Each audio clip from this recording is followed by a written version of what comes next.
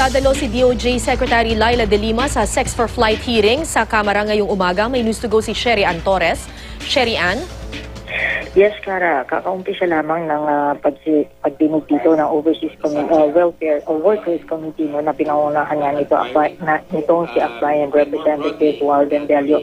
Sa mga oras na ito, Cara, hindi pa dumarating itong si Secretary De Lima na isa sa mga magsisilbi sana na resource person single dito sa pagpapatuloy ng investigation sa sinasabi na sexual exploitation ng mga babae na OFW o yung tinatawag nito si Congressman Delio na sex for flight scheme.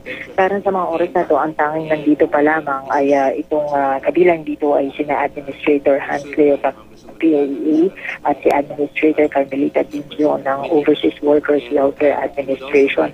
Ang pagdinig na ito ay katatampukan sana ng inaasahan na pagharap ng tatlong sinasabing naging biktima ng sex for flight scheme doon sa gitnang silangan.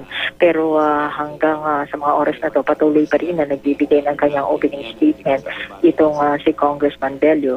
At bahagi nga ng kanyang mga sinabi kanina ay yung pag-asa niya na sa araw na ito ay magkakaroon ng mas malinaw na direksyon itong sinasagawang investigasyon nila.